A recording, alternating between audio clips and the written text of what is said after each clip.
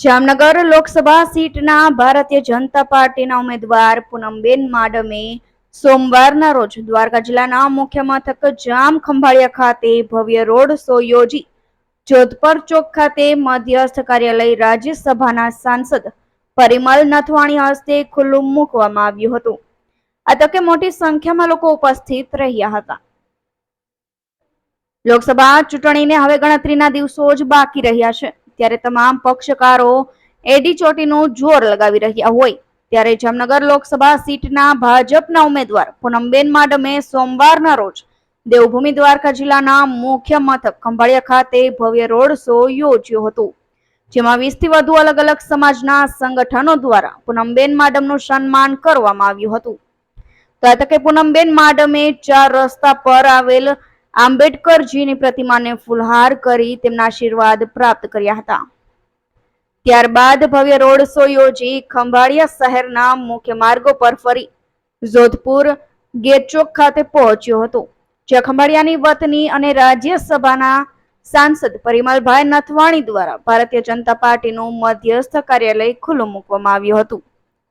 પૂનમબેન માડમે સભા સ્થળે વિશાળ જનમેદનીને સંબોધી હતી અને કોંગ્રેસ પર પ્રહારો કર્યા હતા અને વડાપ્રધાન નરેન્દ્ર મોદી સરકારના 10 વર્ષના વિકાસના કામો અને સરકારની અનેક યોજનાઓ દેશના છેવાડાના વ્યક્તિ પર લાભ લઈ રહ્યો છે અને દેશમાં ખૂબ જ ઝડપથી વિકાસ થઈ રહ્યો છે, ત્યારે વેગવંતા વિકાસને વધુ વેગવંતો બનાવવા કમળને મત આપી ત્રીજી વખત નરેન્દ્ર મોદી સરકારને વિજય બનાવવા ભાજપને મત આપવા ટકોર કરાઈ હતી।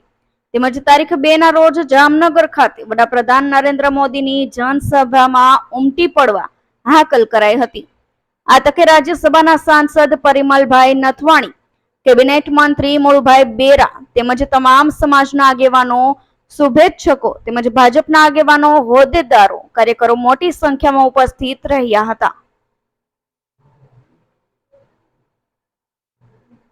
રાશિ ગઢવીનો report, Gujarat national TV news, Jamnagar.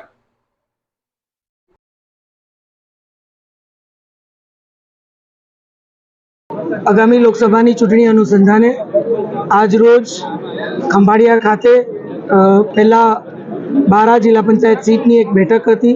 Khambhalia શહેરમાં એક ભવ્ય રોડ શો અને લોકસંપર્કનો આખો કાર્યક્રમ હતો। સાથે સાથે મધ્યસ્થ કાર્યાલયનું ઉદ્ઘાટન પણ રાખવામાં આવ્યું હતું।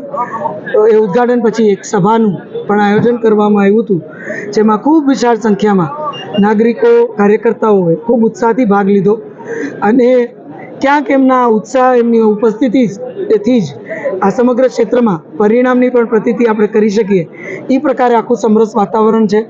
ત્યારે આજના આ પ્રસંગે વિશેષ રૂપમાં ખંભાળિયાના જ પનોતા પુત્ર અને ખંભાળિયાનું ગૌરવ એવા શ્રી પરિમલભાઈ નથવાણી અહીં વિશેષ એમની જ ઉપસ્થિતિમાં કાર્યાલયનું ઉદ્ઘાટન કરવામાં આવ્યું। કેબિનેટ મંત્રી શ્રી મુળુભાઈ બેરા પણ આ તકે ઉપસ્થિત રહ્યા। જિલ્લા અધ્યક્ષ શ્રી મયુરભાઈ, જિલ્લા પંચાયત અધ્યક્ષ શ્રી PS જાડેજા, આ બધાની ઉપસ્થિતિમાં આજે આ સમગ્ર કાર્યક્રમનું આયોજન થયું। ત્યારે નાગરિકોમાં જે ઉત્સાહ છે અને થનગનાટ છે, એ થનગનાટ ક્યાંક દેખાડે છે કે તેઓ 7 તારીખની મતદાન માટે રાહ જોવે છે કે જે મોદી સાહેબે અનેક વિકાસની અને સુવિધાઓ જે સમગ્ર દ્વારકા જિલ્લા, જામનગર જિલ્લાને આપી છે, એ જ અવિરત એ યાત્રા આગળ વધે એની માટે મજબૂતીથી દ્વારકા જિલ્લાને જોડવા માટે આ સર્વે નાગરિકો તત્પર છે। ફરીથી એ જ ગતિથી આ વિકાસ યાત્રા આગળ વધે અને વિકસિત ભારતનું મજબૂત અંગ દ્વારકા અને જામનગર જિલ્લો બને, સમગ્ર હાલાર બને, એ પ્રકારે તેઓ પરિણામ સર્જવા માટે પણ તૈયાર હોય એવી અહીં પ્રતીતિ થાય છે।